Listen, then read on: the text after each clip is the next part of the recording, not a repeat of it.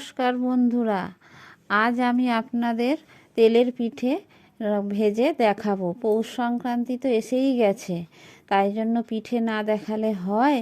বন্ধুরা, এই পিঠেটা আপনারা প্রত্যেকেই রান্না করে খাবেন, বাড়িতে বানাবেন, দেখবেন কত সুন্দর খেতে লাগে। এই পিঠেটাকে অনেকে মালপোয়াও বলে থাকে, আমি তেলের পিঠেই বলি।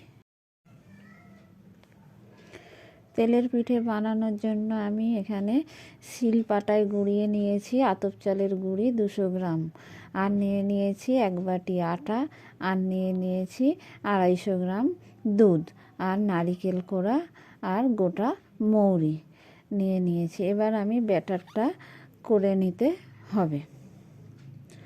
ব্যাটারটা করে নেওয়ার জন্য আমি একটা বড় বাটির মধ্যে নিয়ে নিয়েছি আতপ চালের গুঁড়ি, আটা আর নারিকেল কোড়ানো দিয়ে দিলাম। এবার মিষ্টির জন্য দিয়ে দেব পাটালি গুড়।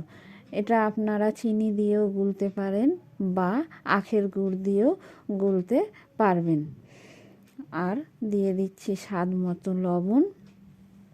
এবার দিয়ে দিলাম দুধ।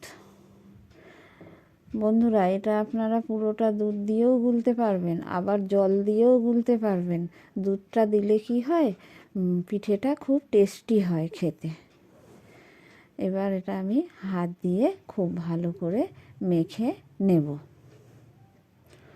খুব ভালো করে মেখে নিতে হবে। এটা অনেকক্ষণ ধরে 15 থেকে 20 মিনিট ধরে ফেটিয়ে নিতে হবে, না হলে পিঠেটা খুব শক্ত থাকবে, নরম হবে না, আর ভালোভাবে ফুলবেও না। দেখুন, এইভাবে হাত দিয়ে আমি অনেকক্ষণ ধরে ফেটিয়ে নেব ব্যাটারটা খুব বেশি পাতলাও হবে না, খুব বেশি ঘনও হবে না। ব্যাটারটা হবে ঠিক আলুর চপের বেসমের ব্যাটার যেমন হয়, ঠিক ওই রকমই হবে ব্যাটার রেডি হয়ে গেছে। এবার আমি কড়াইয়ে তেল গরম করতে দিয়ে দেব। তার আগে আমি দিয়ে দিলাম গোটা মৌরিগুলো, দিয়ে খুব ভালো করে ব্যাটারটার সঙ্গে মিশিয়ে নিচ্ছি। ব্যাটার এবার পুরোটাই রেডি করে নিয়েছি। এবার আমি ভাজার জন্য কড়াইয়ে দিয়ে দিয়েছি সাদা তেল। এটি ডুবো তেলে ভাজতে হবে। তেলটা প্রথমে খুব গরম করে নিয়েছি, নিয়ে আমি এবার পিঠেগুলো একটা একটা করে ছেড়ে দিচ্ছি।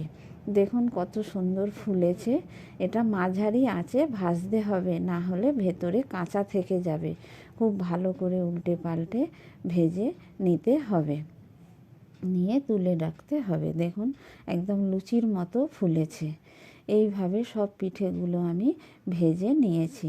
সব পিঠে ভাজা হয়ে গেছে।